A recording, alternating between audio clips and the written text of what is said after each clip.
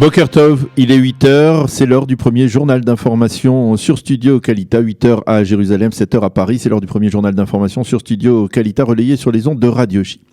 Les membres du gouvernement devraient valider ce matin, lors d'une réunion du gouvernement, les dernières mesures d'allègement avancées hier. La majorité des petits et moyens commerces dans l'ensemble du pays pourront rouvrir dès dimanche et les Israéliens pourront se rendre dans les restaurants pour récupérer des commandes take-away.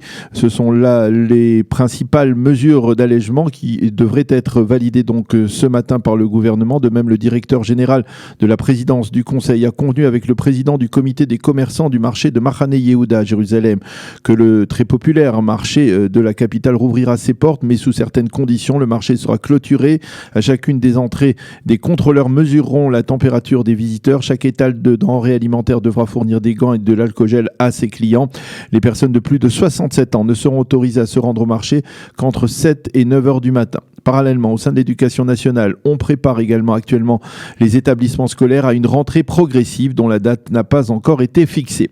Toujours au cours de la réunion du Conseil prévue aujourd'hui, les ministres devront valider le vaste plan économique d'un montant de 80 milliards de shekels visant à venir en aide aux indépendants et aux salariés, également à renforcer le budget de la santé publique. Aussi stupéfiant que cela puisse paraître, ce plan a été annoncé il y a un mois, mais il n'a pas encore été validé par le gouvernement. Selon ce plan, les indépendants pourraient recevoir une seconde allocation allant jusqu'à 10 000 shekels pour le mois d'avril.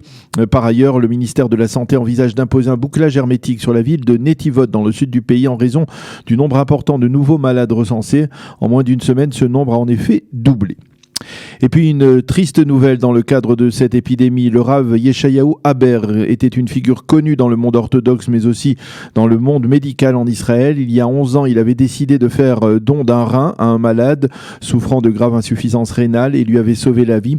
Il avait alors créé l'association Matnat Traim, un don de vie qui s'est fixé pour objectif de suivre son exemple et d'encourager les Israéliens à faire don d'un rein pour sauver des vies humaines. En 11 années d'activité, le Rav Haber, qui avait 55 ans, à peine a sauvé quelques 800 vies. Il y a quelques jours, le Rav Haber a été contaminé par le coronavirus. Hier matin, son état s'était amélioré, mais brusquement, en début de soirée, il s'est considérablement dégradé et il est décédé. L'annonce de son décès a provoqué une véritable onde de choc en Israël et pas seulement dans le monde orthodoxe. Le Premier ministre Binyamin Netanyahou lui a rendu hommage hier soir, peu après l'annonce du décès. Le Rav Haber était un modèle d'humanité et de solidarité. Nous espérions tous qu'il s'en sortirait. Je présente mes condoléances à sa famille, a écrit le Premier ministre dans un communiqué de deuil. Avec ce décès, le nombre de victimes du coronavirus en Israël atteint les 193, dont 4 pour la dernière journée. On décompte actuellement en Israël 14 800 malades depuis le début de la crise, 9 800 qui sont toujours souffrants, soit plus de 5 000 guérisons. Parmi ces malades sérieusement atteints, 109 sont sous assistance respiratoire. Quant au nombre de chômeurs, il continue d'augmenter avec 1 125 000 sans emploi, soit 10 000 de plus en 24 heures. La Knesset a validé durant la soirée et la nuit la formation d'une commission spéciale qui vérifiera les multiples aspects de la création du gouvernement d'urgence nationale avec un Premier ministre Netanyahou et un Premier ministre par intérim Benny Gantz. Et à propos de la formation du nouveau gouvernement, on a appris hier soir que le ministre de la Santé Yaakov Litzman pourrait quitter ce ministère pour être nommé ministre du Logement dans le prochain gouvernement. Dans un tel cas de figure, il est possible que le portefeuille de la santé publique, qui est particulièrement influent dans la conjoncture actuelle, reviennent à Naftali Bennett, le leader de Yamina. Le mois du Ramadan commence aujourd'hui dans la communauté musulmane en Israël. À cette occasion, le Premier ministre Binyamin Netanyahou a diffusé une vidéo dans laquelle il appelle les citoyens musulmans d'Israël à célébrer cette fête en soirée uniquement avec les membres de leur famille proche, sans sortir de leur domicile.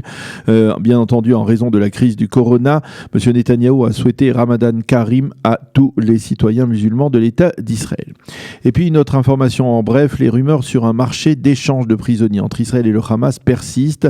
Hier, on a appris que l'Égypte, qui fait office de médiatrice dans ces tractations, a libéré 4 médecin de Gaza, membre du Hamas, qu'elle détenait dans ses prisons depuis plus d'1 an. Et l'on estime que ce geste pourrait être annonciateur de la conclusion d'un marché entre Israël et le Hamas. Bien entendu, il faut prendre tout cela au conditionnel et être prudent à ce sujet. La météo pour terminer ce premier journal d'information. Le temps sera chaud sur l'ensemble du territoire israélien, mais retour d'un temps plus frais à partir de demain. Il fera aujourd'hui 25 degrés à Jérusalem, 30 à Tel Aviv et également 30 à Eilat. C'est la fin de ce premier journal d'information sur Studio Qualité.